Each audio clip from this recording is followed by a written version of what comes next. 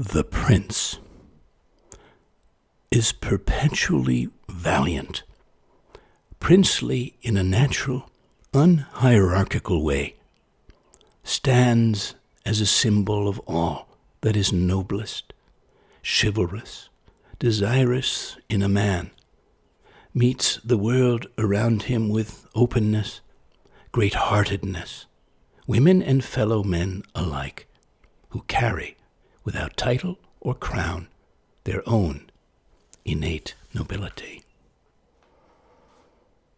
Welcome to the latest floating poetry broadcast, and thank you for leaning in to the 58th show in my ongoing weekly series. Coming to you live from Weekapaug, Rhode Island, from the salty coast of the ocean state. This is your poet and poetorialist, Colin Goedecke, a voice for living our days more poetically, more expressively, more soulfully. Last week, we touched into the realm of women, some of their many wonders and womanhood. This week, as a companion piece, I thought we might enjoy looking together at the marvels of men and manhood in all the goodness, resonance, nuance there. I went into various pockets to gather cultural commentary, poetry, musings, and discoverings for us on this theme. So, why not delve in together now and riff and roam around there? From the Good Men Project on the art of being a man. Being a man is not about doing work. True, work is what we must each do, but being a man happens only when you do more than just work. Being a man happens when you begin to see. Being a man happens when you invest yourself in imagining, in truly seeing yourself for who you are and for who you can be, and then responding authentically. The Good Men Project. Virtues Found in the Best of Men by Chuck Chapman. I like this for us. Some of the best qualities we find in men. What are some of those? Some of those you would, of course, I'm sure know, but some of the foundational ones that he uses as his map for living, and I certainly would say I do, others do. Honor, respect, where you simply value yourself enough to give others respect. Loyalty, staying true to yourself and standing by someone else's side when they face adversity, is mastery of loyalty. Honesty, you are only as good as your word. Prudence, the capacity to face reality squarely in the eye. Grace, giving something to someone who hasn't earned it. Giving someone dessert even though they didn't eat their vegetables. I like that. Authenticity, being true to yourself. Excellence, striving to be better than the day before. I say every day, let me bring my best self to this day and come from my highest places of engagement and contribution. Kindness, a simple smile, a kind word, or even an arm on a shoulder can change someone's life for the better and thereby change the world in turn. Kindness is your superpower.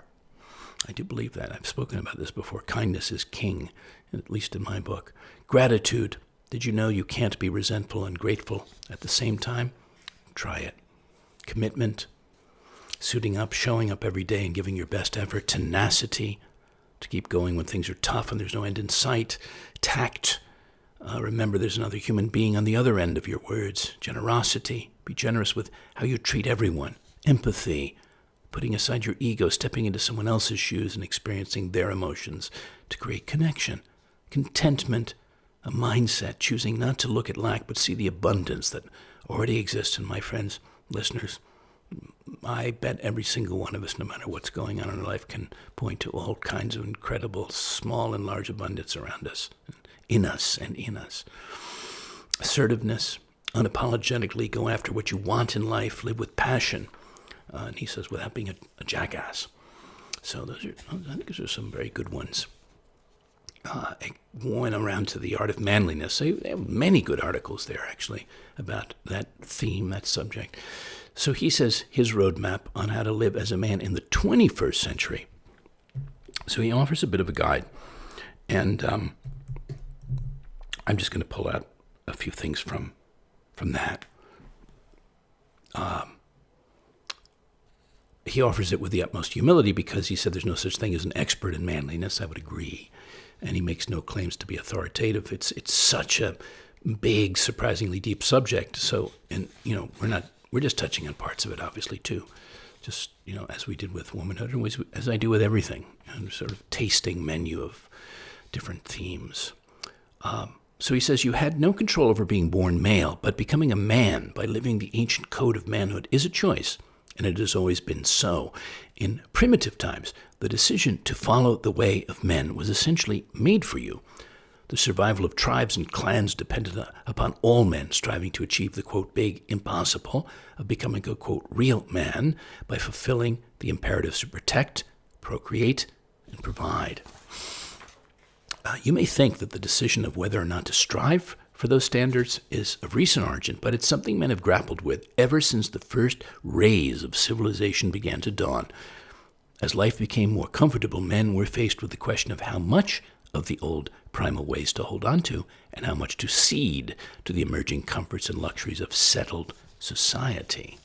Well, I'm just interjecting for a moment that I believe in wilderness and untaming ourselves, whether you're a woman or a man. So this settling business for me is not a good thing. And gets us into automatic pilot territory and lots of other thorny places that I don't think we need to be in and can take ourselves out of. So he continues, some of the first to wrestle with how to live as men in a more domesticated landscape were the ancient Greek and Roman philosophers who pondered and debated what constituted the good life. The Stoics argued that it could be found in fighting their society's emerging trend towards softness and decadence and deliberately cultivating one's ruggedness and virtue. So he says, fast forward to today. The amount and availability of luxuries has increased many times over, but despite the passing of 2,000 years, modern men are essentially faced with the very same decision as their ancient brethren. How much should you indulge in the ease and comfort around you? And how much should you keep yourself apart and maintain your independence, mental sharpness, and physical toughness?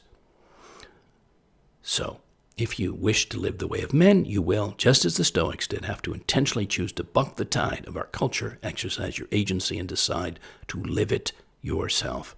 Most modern men will follow the path of least resistance and not even try, but a few men will hear the old calls and decide to answer. Instead of expending your energy complaining that the culture today doesn't value or encourage manliness, channel it into swimming against the tide, building yourself up, creating a familial tribe, and surrounding yourself with fellow men of true honor. Excellent. Thank you for that for them. And of course, sort of a subset of this would be gentlemen in the best way. Yeah.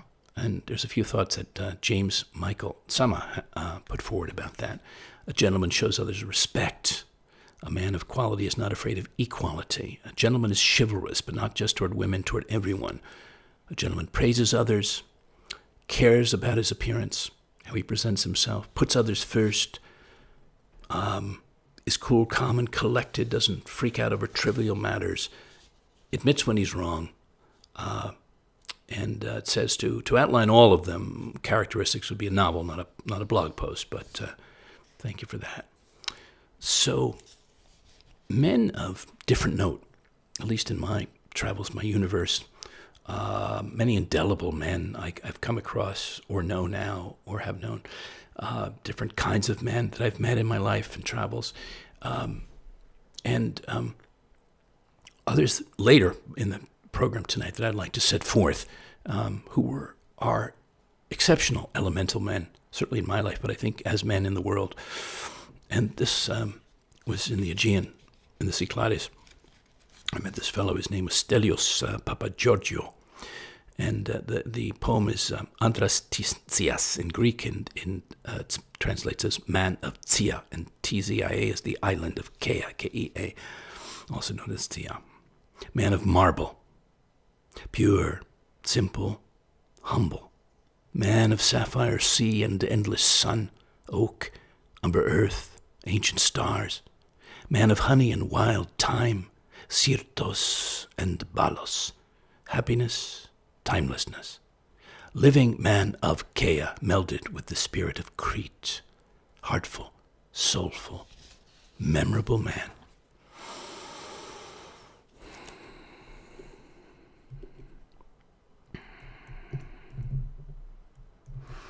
Okay.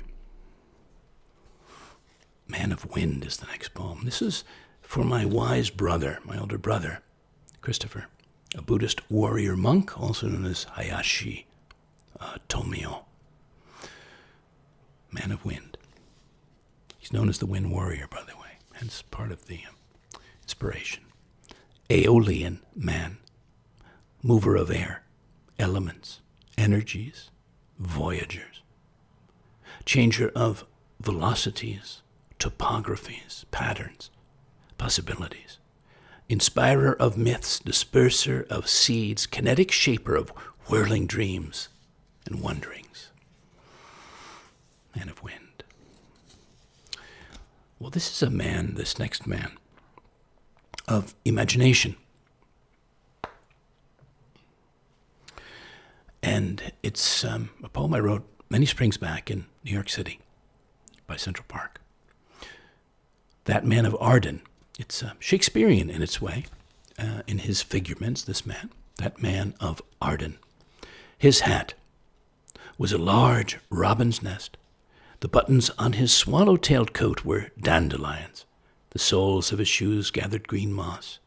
And in his petal-soft hand, he held a blooming trumpet vine with sweet-colored notes to herald his arrivals and signal his departures in the Ardens and Arcadias of other worlds and faraway forgotten times. That Man of Arden.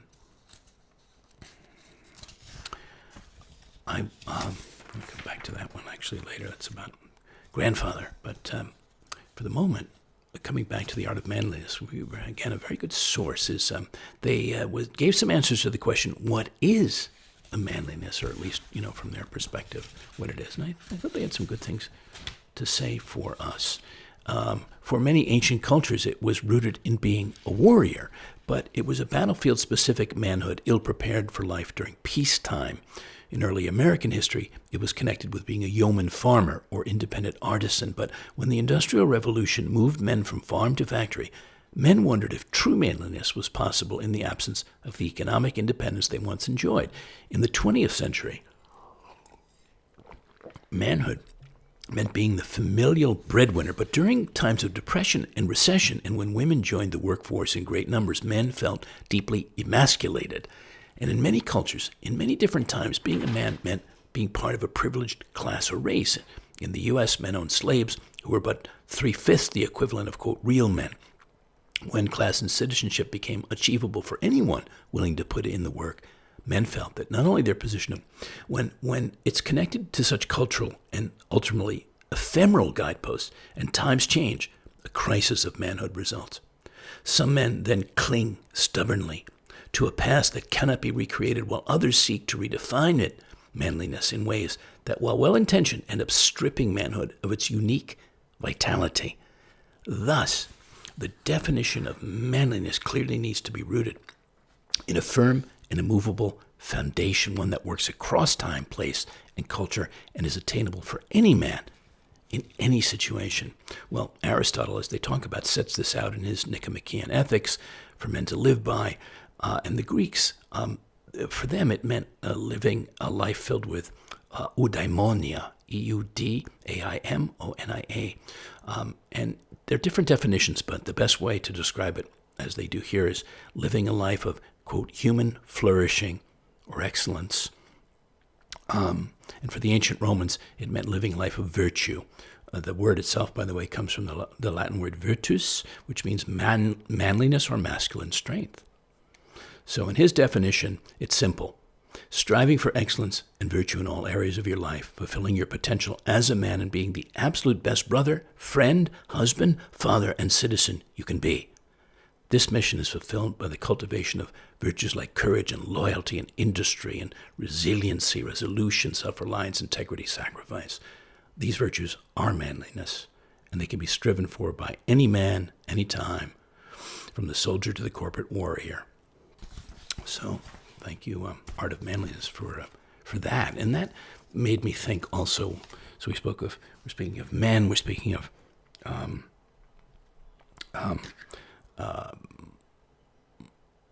a gentleman, and now I'm thinking for a moment about a reference to Renaissance man, or the Renaissance man, also called universal man, by the way, in Italian, uomo universale. That was developed in Renaissance Italy, as many of you would know, by Leon Battista Alberti in 1404-ish, somewhere in there, in the 1400s. Quote, a man can do all things if he will. It was Renaissance humanism embodied in somebody.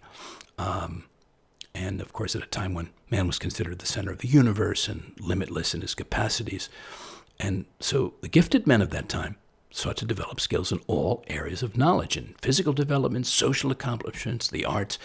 And of course, Alberti, this fellow, was an accomplished architect, painter, classicist, poet, scientist, mathematician, horseman, and on and on. And of course, the ultimate Renaissance man, Leonardo Da Vinci, whose gifts were manifest in all the fields: art, science, music, invention, and writing. Incredible.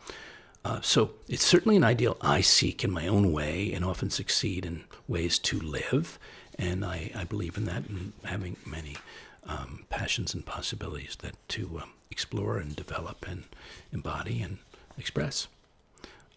There was a fellow who wrote a little bit about what does it mean to be a Renaissance man in the digital age. This is Ken Yarmosh, Yarmosh. And he speaks about the commoditization of information has had serious consequences. Many are now overwhelmed by the sheer volume, constancy of information bombarding them. And Michael Gelb wrote an interesting book, How to Think Like Leonardo da Vinci. I've actually read that, which gave an insight into that, and how Leonardo handled it, because in his way he certainly had access to a lot of impressive information that others didn't. So he says most people neither have the resolve nor aptitude to be a Leonardo. More importantly is that in today's world, they would need to find a way to fight hyper-connectivity and the overflow of information to protect their intellectual pursuits. He said in that book, we have more possibilities, more freedom, more options than any people who have ever lived. Yet there is more junk, more mediocrity, more garbage to sort through than ever as well. How about that? So this idea of disengaging so that you can pursue those things, he feels that it does require disengagement significantly from the inane, the futile, the time wasters, the tyranny of the urgent, from the noise, and even from the signal. And he points to people like Tim Ferriss and others who've done it or seem to have done it. So I thought that was good food for thought for us right now. How to Acquire the Virtues of Manliness was a site I came across. And let me just call out they had a couple of models that they felt were models. And I thought actually a couple of them to me were. Certainly one was the Stoic Seneca, who, like Marcus Aurelius, was a very wealthy man, yet wandered the streets of Rome with a simple robe and without shoes. He saw being humble as the only way to truly learn. When you're arrogant, you're entitled.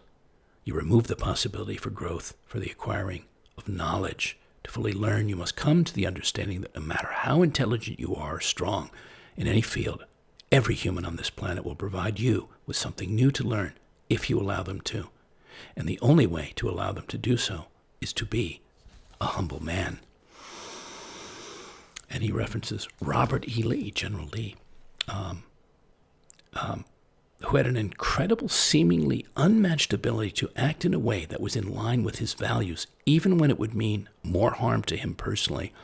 So when Lincoln asked him to be the Union's general when they attacked the South, he thought about it and declined. He couldn't, in good conscience, attack the men and women of his home state, Virginia.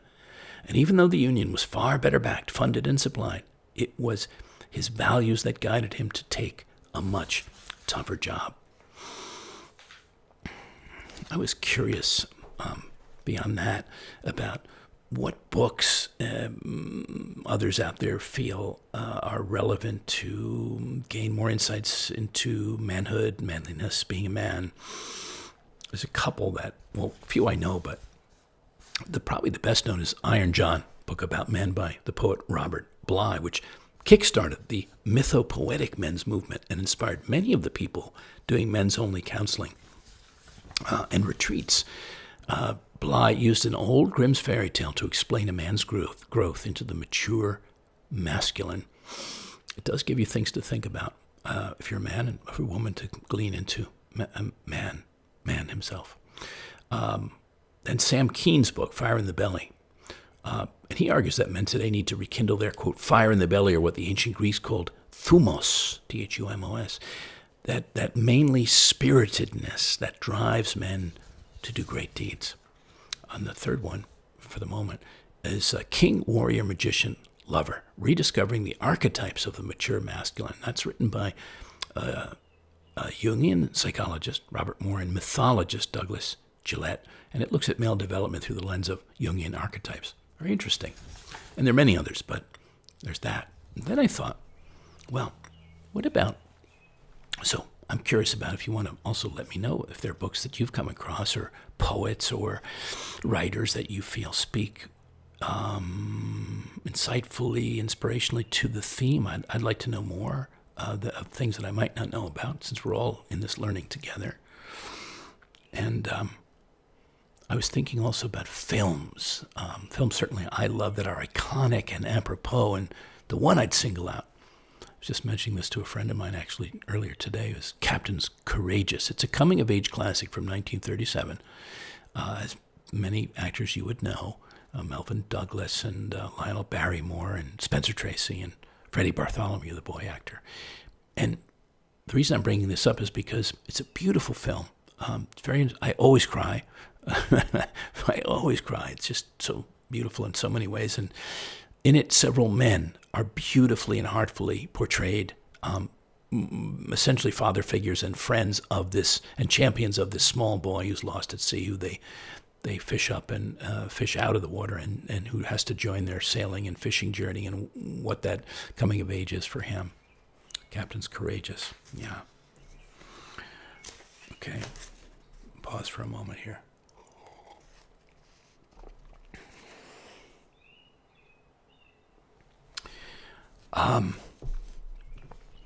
So I was curious about, there have been so many issues that have come up, and I'm not going to get into it, but really because I want to look at the marvels of men and manhood, and not the other sides. We don't need to do that right now. That's a different program altogether. But I was curious because I came across this article by a doctor of psychology, Catherine Aponte, on masculinity. Is there really a crisis? And there were a couple of things that were interesting about that, without going wild into the dark side of it all. And that there are lots of discussions about it. And they raise the question, is it a crisis in masculinity or a crisis in the relationships between men and women? Because it's usually stereotypically defined what it even is. And she said there's also the norm approach. What is masculine is what ought to be for men, not just what is. The symbol of masculinity, the strategy by which what is masculine is the symbolic standard, and femininity is defined as lacking that star quality. Well, we know that certainly doesn't serve anybody. And then, of course, toxic masculinity. And then she mentioned something I've never heard about, the incels, INCELS, men who blame women for their inability to attract a mate. That's very strange. I don't know anything about that. But those things, masculinity, femininity, came in with the Industrial Revolution and the middle class notion that men live in the world outside and women live in the inside world. So that heightened this gender differentiation, and that morphed into biologically determined timeless truths about masculinity, which to me don't hold up. But that's the genesis, and we talked a little bit a moment earlier about that. So what happened, right, is that into the 21st century now, large numbers of uprooted and bewildered men in their quest for the masculine identity. And I'm sure you must know some. I know some. Yeah. So I think sometimes going back to that, we talked about Bly in his book, but going back to the classic myths, really, there's a lot of wisdom there. And the applied mythologist Michael Meade is someone I follow and feel has a lot to say. He has a very interesting book called Initiation in the Soul. And he also has a podcast. It's called Breaking Spells, Part 2, which it's about how men view mothers as well as the feminine within them and how that can affect an entire culture. Because denying the presence and importance of the inner feminine leads men to undervalue women and be dismissive of the importance of the feminine in all areas of life. Yes, how about that? Put that for food for thought. I thought you'd appreciate a handful of quotes about men and manhood.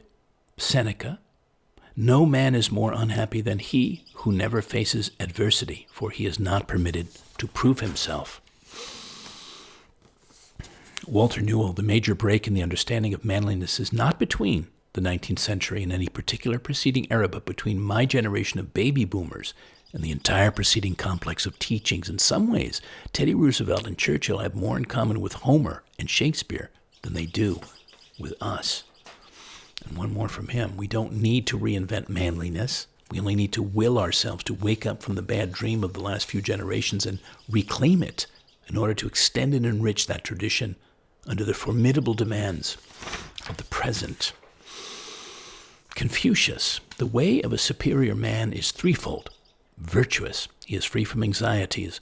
Wise, he is free from perplexities. Bold, he is free from fear." Jack Donovan: "Civilization comes at a cost of manliness. It comes at a cost of wildness, of risk, of strife. It comes at a cost of strength, of courage, of mastery. It comes at a cost of honor. Increased civilization exacts a toll of virility, forcing manliness into further redoubts of vicariousness and abstraction." Very interesting to me, anyway. And last, one more time on Jack Donovan: "Strength, courage, mastery, and honor are the alpha virtues of men all over the world. They are the fundamental virtues of men because without them, no, quote, higher virtues can be entertained. You need to be alive to philosophize. You can add to these virtues and you can create rules and moral codes to govern them. But if you remove them from the equation altogether, you aren't just leaving behind the virtues that are specific to men. You are abandoning the virtues that make civilization possible." Here's a poem by Robert Wrigley. "American Manhood" is the title. "In the dull lake that is midnight for a boy his age, I heard the sound of him first, hiss of the pistol-grip hose from the garden, and the clatter a watery arc makes, coming down silver under street lights, on the day-warmed pavement of the road. And though I muttered at first to be wakened, I stand now in the window upstairs naked and alert, the cool breeze sweet with the blossoms of locusts. My wife murmurs, stirs. She is a slope of white in the bedclothes, dunes of softness below the light from the window and the single blind eye of the clock. It's just Travis, I say, hoping she'll lapse again into sleep. I hope she'll sleep because he is a boy, 14, soft, yet himself, unwhiskered. He believes he is the only one awake, the only one alive in a world of cruel nights and unbearable silence. His parents snore, their house is dark, he is crouched on the curb, in just his pajama bottoms, barefoot, swirling figure eights into the air, trafficked only by insects and the fluttering hunting bats. Tonight he speaks a language I believe I must have known in the time before, those years when a boy's body imagines the world, the heartbeat rhythm of water on the road, the riches coined by streetlights, the smell of the night that is everything at once, alterable and contained, all that keeps him awake long after I've gone back to bed. But before sleep comes, I listen until the noise he makes in my own even breathing, and I remember how the old rented guitar I learned of smelled of music, how the young married woman across the street robbed me of the power of speech, and how I wandered one night the alleys of the town I grew up in, a brick in my hand, breaking thermometers, taillights, and windows, and went home and laughed aloud and wept.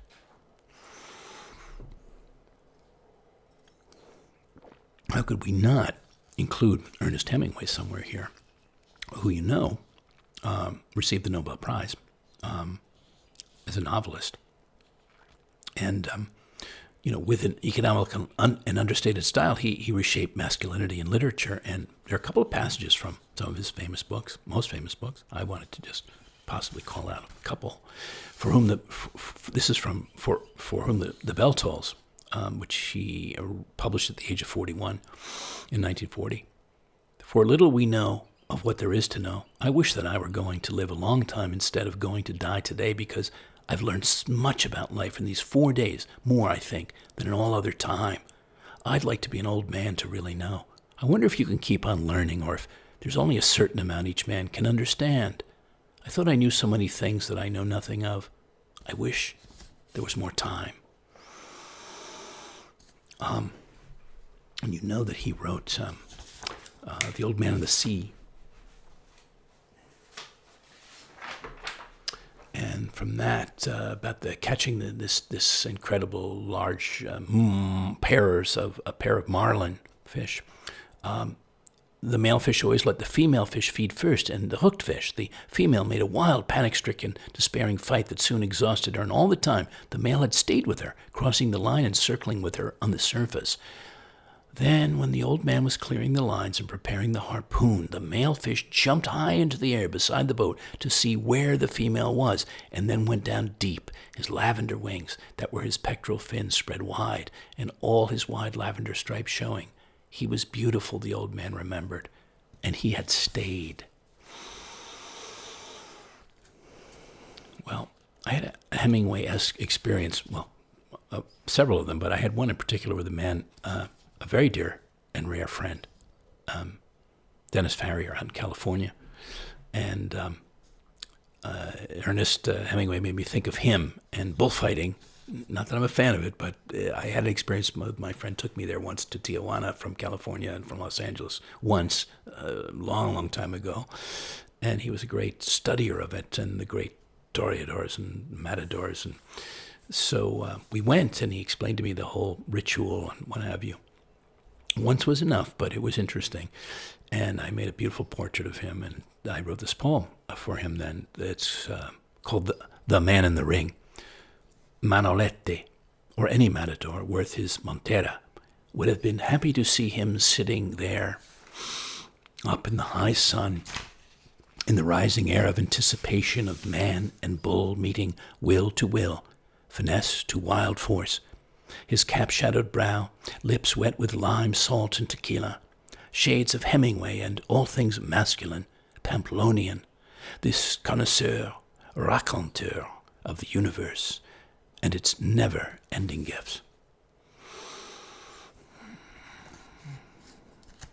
There was, as many of us would know firsthand, a generation of men, World War II era men, my father included, that were a never-repeated kind, and a fascinating kind in their way, even if not as many of them at large as evolved, but there were parts of them that were quite marvelous. And I wrote this poem for some of them in mind, called Sudor, Sweat. Summoning something visceral, probably prehistoric, man musk, pungent, pure in its way, redolent of childhood, my father, fragrant from summer labors round the yard and rose bushes, and me, a sweet-smelling boy of 6 or 7, inhaling that eau de cologne of exertion, of manly men born and bred before the big war, men exuding virility and vitality, the essence of a more vigorous life. I was delighted to come across this piece from The Art of Manliness, Be a Man, Read a Poem. I was like, yes, nice to hear that encouragement out there to the world. And I think there's a lot to be said for that. There's incredible inspiration and wisdom in poems and poets of different kinds for certain men anyway, and maybe to have them have the gents dip into those waters more who haven't yet or haven't done it enough or could. So their note here is, the word spawns images of dark coffee houses, bongos, berets, women with black hair and clothes, and feelings best kept private. The word has a stigma on it these days. Poetry is for angst-filled teens and Hallmark cards. Today it seems to be the antithesis of manly, but it wasn't always so. Poetry has been written and read by men for generations, reaching back thousands of years to the ancient Greeks, Sumerians, and even to the ancient oral traditions. Poetry used to be read and recited around a fireplace or in a cafe as a form of entertainment, and Teddy Roosevelt, an epitome of manliness, loved poetry, and as president gave government jobs to poets on the condition they do nothing but write new poems. I love that. But somewhere in the past century, society changed. Television, it seems, took poetry's place. We no longer seem to need a bard to recite lyrics to us to keep us entertained. We have TV and movies, novels, short stories, magazines, newspapers. So poetry has lost some of its place in the world, and because of that, we've forgotten about it. But maybe the gentlemen of the past knew something we don't. Maybe they read poetry not only because they didn't have TV, but also because it did something for them, because it isn't only about flowers and rainbows. It's about war and friendship and nature and spirituality, and everything a boy needs to know about being a well-rounded man.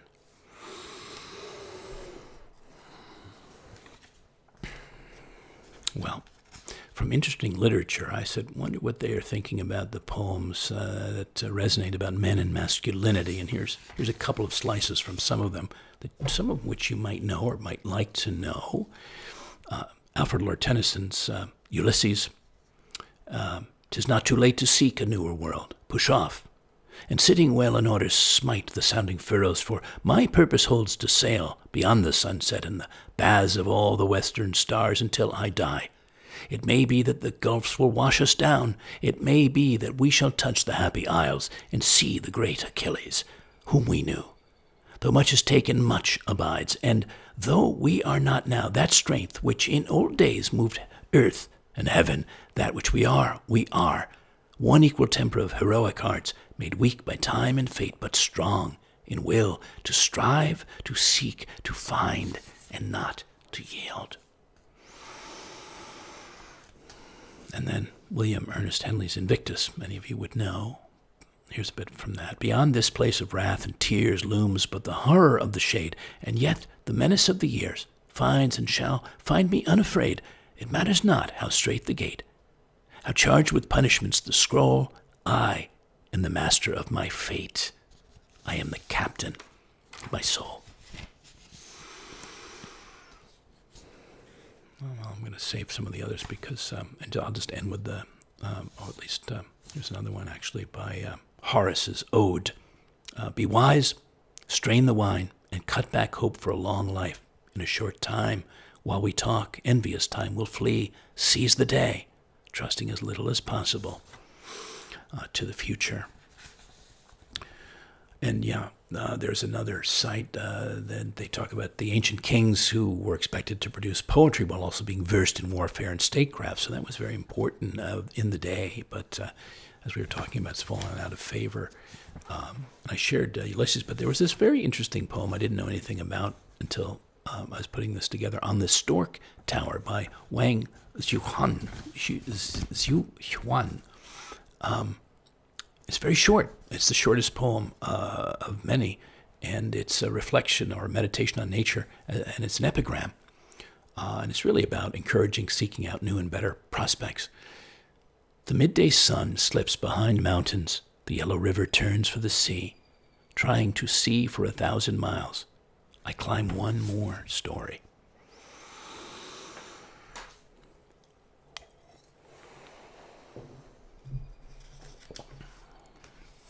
Okay. And I thought we'd just sort of wind out in terms of the great poems, is Kipling's If. I thought you'd appreciate that one if you don't know it. Let's have that. Rudyard Kipling. A call to men and deeply manly virtues, at least as far as I'm concerned. If you can keep your head when all about you are losing theirs and blaming it on you, if you can trust yourself when all men doubt you, but make allowance for their doubting too, if you can wait and not be tired by waiting, or being lied about, don't deal in lies, or being hated, don't give way to hating, and yet don't look too good, nor talk too wise. If you can dream and not make dreams your master, if you can think and not make thoughts your aim, if you can meet with triumph and disaster and treat those two impostors just the same, if you can bear to hear the truth you've spoken, twisted by knaves to make a trap for fools, or watch the things you gave your life to broken and stooped and build them up with worn-out tools. If you can make one heap of all your winnings and risk it on one turn of pitch and toss and lose and start again at your beginnings and never breathe a word about your loss, if you can force your heart and nerve and sinew to serve your turn long after they are gone, and so hold on when there's nothing in you except the will which says to them, hold on. If you can walk with crowds and keep your virtue, or walk with kings, nor lose the common touch, if neither foes nor loving friends can hurt you, if all men count with you, but none too much, if you can fill the unforgiving minute with 60 seconds worth of distance run, yours is the earth and everything that's in it. And, which is more, you'll be a man, my son. Thank you, Rudyard Kipling.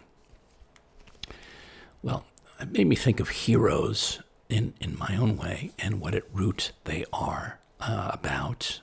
So certainly not no comic book versions or Hollywood versions.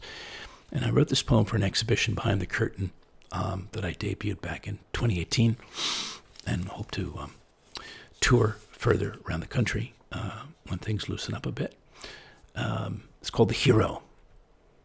He has saved many days, many lives, including his own, has served only as a defender, never an aggressor, of the right to live in peacefulness, which has meant battling opposing forces on many a field of darkness, theaters of war in his outer world, theaters of conflict within himself, but always with great virtue, always with great valor, without falling, ever deserving of a hero's welcome.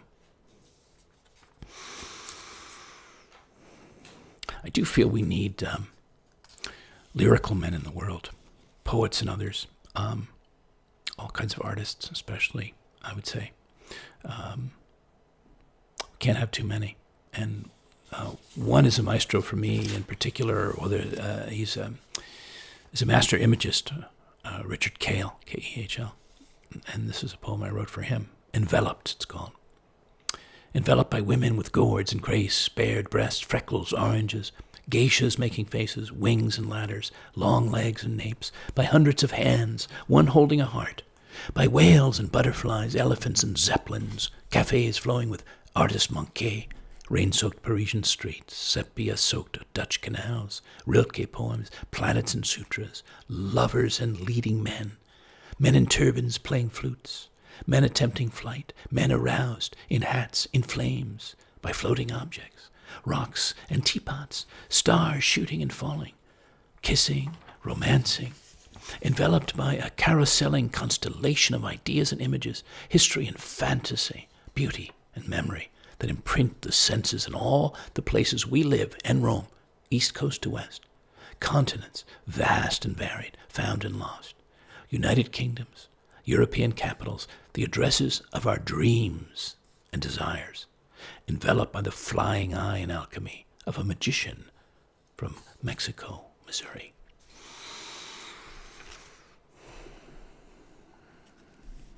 I'm just doing a little editing here as we go because I want to keep as always, in time, in a good time. So there's other men I'd like to honor and as emblematic men, inspiring men. So I'm going to just give one or two more and then get us into the sort of the winding out part.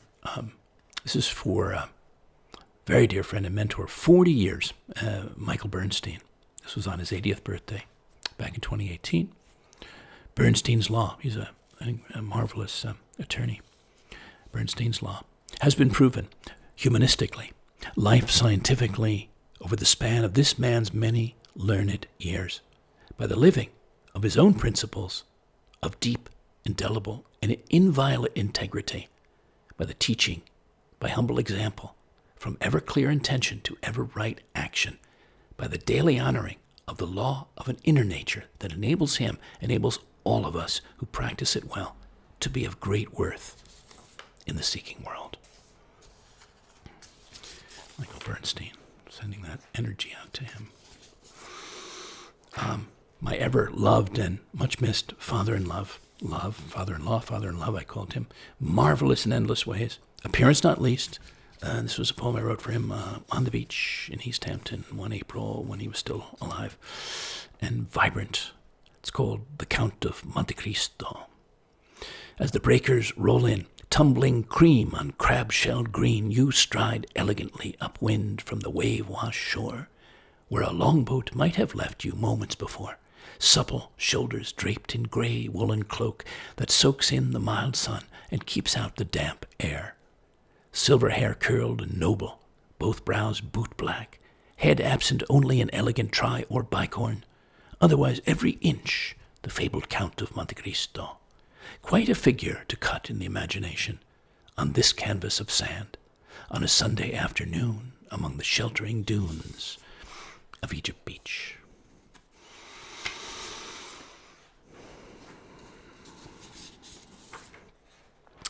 Here's an epiphany that I had talking about manliness, growing up and realizing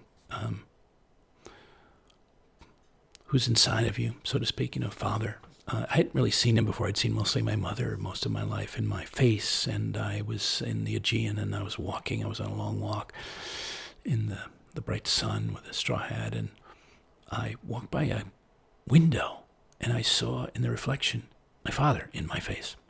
So this poem came to me. It's called I See Him. I see him in the self-portrait I make on the road to Vorkari. His pure manliness, his handsomeness fathered into my face, eyes, nose, and brow, in deep shadow under a brim of coconut straw, a touch like the summer hat he used to wear with a madras band, mine unbanded. Half my expression in shadow, the other mouth, chin, and his jaw, our jaw, in high sun, turned at a slight right and upward angle to the camera. A portrait, in sun and shade, of father. And I came across, actually, around that quote that I thought was apropos by Anna Machin, The Marvel of the Human Dad. We need to change the conversations we have about fathers. Yes, some fathers are absent, and some, as are some mothers, and some might be the inept characters of marketing ads or cartoons struggling to work the washing machine or to look after the baby alone. But the majority of fathers are not these people. We need to broaden our spectrum of who we think dad is to include all the fathers who stick around, investing in their children's emotional, physical, and intellectual development, regardless of whether they live with their children or not. And I spoke earlier about my brother's a Buddhist warrior monk and a grand master of the martial arts of karate, teacher of 50 plus years, and writer of many wonderful books, illuminating books. And I thought of Paulo Coelho and his book, Warrior of the Light. It's inspired me so often, especially in very challenging times in my life. And I'll just take one page out of it for us, for you. And as we wind along here, a warrior of the light knows his own faults, but he also knows his qualities. Some of his companions complain all the time that, quote, other people have more opportunities than we do. Perhaps they're right, but a warrior does not allow himself to be paralyzed by this. He tries to make the most of his virtues. He knows that the gazelle's power lies in its strong legs. The power of the seagull lies in the accuracy with which it can spear a fish. He's learned that the reason the tiger does not fear the hyena is because he's aware of his own strength. He tries to establish what he can truly rely on, and he always checks that he carries three things with him: faith, hope, and love. If these three things are there, he does not hesitate to go forward. Well, I, of course, felt no one, Hemingway had to be here, but no one that we could leave out was Walt Whitman. And this from I Sing the Body Electric is just this passage number 6. I wanted to read that to us. The male is not less the soul nor more. He too is in his place. He too is all qualities. He is action and power. The flush of the known universe is in him. Scorn becomes him well, and appetite and defiance become him well. The wildest, largest passions, bliss that is utmost, sorrow that is utmost become him well. Pride is for him. The full spread pride of a man is calming and excellent to the soul. Knowledge becomes him. He likes it always. He brings everything to the rest of him, test of himself. Whatever the survey, whatever the sea and the sail, he strikes soundings at last, only here. The man's body is sacred, and the woman's body is sacred. No matter who it is sacred. It is the meanest one in the laborer's gang. Is it one of the dull-faced immigrants just landed on the wharf? Each belongs here or anywhere. Just as much as the well-off, just as much as you. Each has his or her place in the procession. All right, so we're coming down to the end, and I have a couple of questions that I'd like to pose, to ask of all of you out there, to the men listening in. What do you want to open more to as a man, to embody or express more of? And ladies, women leaning in, what do you desire a man, your man, other men to embody, to bring forth from the heart of their manhood? And how can you embrace and engage the masculine and feminine parts of yourselves? As we think about balance and wholefulness and integration of all energies of being and becoming fully realized or more realized in all your dimensions. So, something you may want to contemplate or muse or meditate on some of those questions. I hope we men can be appreciated for the most beautiful parts of ourselves, the beautiful essences we do have and can express and infuse. And I'd like to honor that with this poem. We don't grow on trees. Men like us, we never did. Exceedingly rare men who can love like no tomorrow. Sing a wild life song. Bring a passion that sets bodies and minds, hearts and moments ablaze. Men who can see wonder, shower joy, dance soul to soul, create stirs of images, words and homages. Greatly, gladly share our all.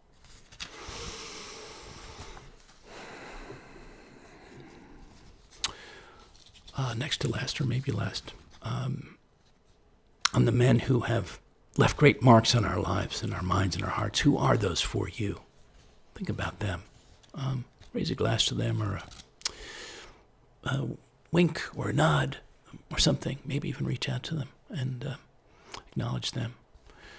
If they're not here anymore, acknowledge them in your own way. Those men who matter is what I wrote for that reason. Men who arrive in essential forms in your youth, through your life, at times suddenly and fleetingly, like comets or shooting stars, indelibly sparking your wonder, other times continuously and invitingly, like rivers or valleys, freely engaging your ardor, and sometimes mentoringly, monumentally, like great ship wheels or rocks of Gibraltar, wisely aiding your deep ponder, all those propitious men who matter, who make your life and times better, more singular, bringing the rare gifts of their presence, essence, resonance into your world, more meaningfully than your words can always say. Okay, last one. I thought we'd close on this one, and I think we have just enough time to do that. So this is the astonished man, to finish our riffings and reflectings on men and manhood at its best. And all the expanding and enlarging we can do as men, no matter who and where we are in our lives and times. The astonished man, perhaps like Blaise Cendrar's L'homme foudroyé, arrested by the revelations of the moment, a glinting sword of sun or moonlight falling across the ocean to the shore at his feet. the intoxicating musk of a forest after rain, the bare nape of a lover's neck, or the song of a robin wild bright with spring, until each day becomes great, a great and endless stream of astonishments, and our man makes it his mission to be still, and behold more often than he bestirs and bypasses, no longer withholds his attention and connection to the extraordinary. Thank you again for listening in, floating and feeling in, and thanks to those enthusiasts lending welcome support to these programs and my poetic arts, meant as they are to nourish spirits, uplift hearts, and stir greater self-awareness and aliveness. If you want to help, you can donate simply by PayPal or Venmo or directly through my site or by email, mail, just regular mail to me at P.O. Box 1032, Westerly, Rhode Island, 02891. I'm currently inviting a patron or two to help underwrite my creation of a floating poetry filmcast series to acquire the needed sound and image tools to make that happen. And ongoingly, patrons who'd like to host me for a month or longer this summer, fall or winter, as their private poet in residence on their property, to create a new flight of poetic art there and dedicate it to them. I'm always on the lookout for fine fellow artists to collaborate with on projects from the musical to the theatrical, and producers or directors seeking a poetic narrator. Know that replays of all these shows are online. I hope you'll lean in again next week or soon again. Until then, dear listeners, men and women alike, here's to sensing in, enjoying, and celebrating the best parts of men and manhood. Goodbye for now, and good spirits.